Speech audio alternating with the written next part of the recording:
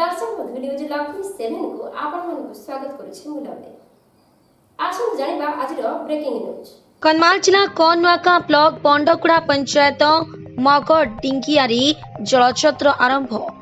वर्तमान प्रबल खरा पड़ुथिबा बेले दिन 9 घटिका समय ठारू 4टा पर्यंत रास्ते जीवा आसिबा असंभव होई पड़ुछि। खराए जीवा आसिबा समय पीवा पानी पई लोके डहल विकल हेउथिबा बेले पानी टोपाए मिली पारु नाही।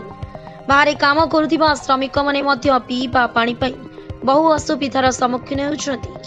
नदी नाଳରେ दिनकु दिन जलस्तर कमी कमी जाउथिबा बेले कूଅ पोखरी मध्य सुखी जिबारे लागिलाणी। एही परिस्थिति रे प्रशासन तरफ एप्रिल मासर प्रथमरु विभिन्न छक एवं बसस्टाण्ड जनगहली स्थान मानकरी पीवा पानीर व्यवस्था करा जिबाकु थिबा बेले कौनवाका ब्लॉक मकंडी कियारी समस्ते ग्रामवासी जलछत्र व्यवस्था करिसेंति। ते ब्लॉक विभिन्न जगह जलछत्र खोलिबा पई कौनवाका ब्लॉक गोष्ठी उन्नयन अधिकारी कहिसेंति। कन्मालरू विवेकानंद प्रधान का रिपोर्ट न्यूज लक्ष्मी 7। दर्शक बंधु जदि आपण मानकु आज भिडियोटी भल लागिथे भिडियोटी को लाइक कमेंट शेयर करी आम चैनल को सब्सक्राइब करी पाखर थिबा बेल घंटी बजाइबाकू जमर भी भूलिबे। एमिति देश दुनिया भल भल खबर जानिबा पई आम सह जोडी होई रहंतु। आपण माने देखुछथि न्यूज लक्ष्मी 7 रहउची। नमस्कार पुणी देखाइबो आउ एक वीडियो माध्यम रे।